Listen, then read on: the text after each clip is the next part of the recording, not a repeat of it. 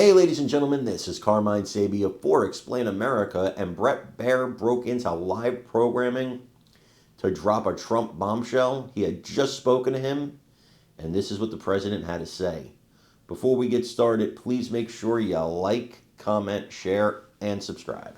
Those little things really help us out, and they help our channel continue to grow. Bret Baier was conducting a live broadcast as Israel had extracted, it's not revenge, but its preliminary strike in Iran, who, by many people's accounts, is days to weeks away, or was days to weeks away from obtaining a nuclear weapon, which I believe 100% they would have used against the state of Israel. They have said countless times their goal is to destroy Israel and eliminate the Jewish people, and I think when people say something like that, you should believe them.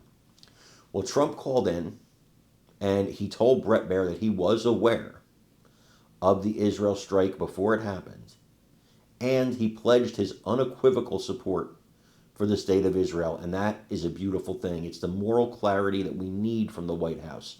No fine lines, no if this and if that. Point blank, there is good and there is evil here, folks. Iran is evil, Israel is good, and that's the bottom line. And I don't know what kind of propaganda other people are peddling, but what I'm telling you is the truth. It's the truth. And I think Trump's moral clarity on this is fantastic to see after 4 years of a wishy-washy policy from former President Joe Biden. I want you to watch this and let me know what you think in the comments. What did he tell you? Hey, Trace. Yeah, I just spoke to President Trump. One thing, the president was aware of Israel's action before it happened. There were no surprises here. But he gave me a quote. He said, Iran cannot have a nuclear bomb. We're hoping to get back to the negotiating table. We'll see. There are several people in leadership in Iran that will not be coming back. Now, the president, I know, has spoken to Prime Minister Netanyahu several times in recent days.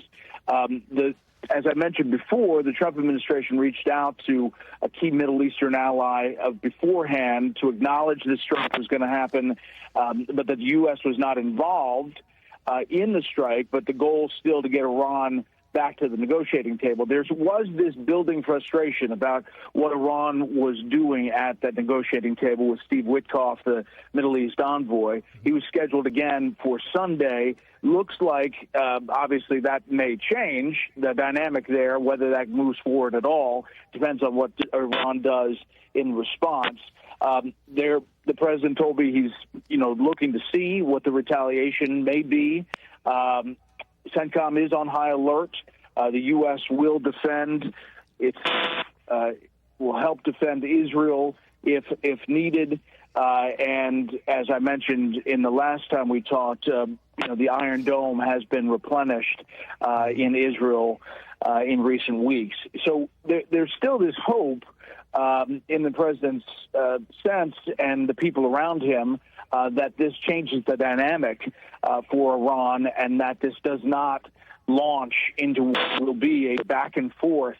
But we just saw the post from the supreme leader saying that this is the beginning of a major, major retaliation and that Israel, in his words, has sealed its fate. U.S. officials are confirming to us that a number of top Iranian officials, leaders, are dead after these strikes. But as far as the full sense of what the targeting looked like, Natanz, the nuclear facility, was struck, but we don't believe it was by the biggest of the penetrating bombs, but we will have to see come first light. And the U.S. military, and we've been saying this, was not directly involved in these strikes, but there clearly was an advanced knowledge and communication and knowledge of what was happening, and now we'll see exactly what the retaliation looks like.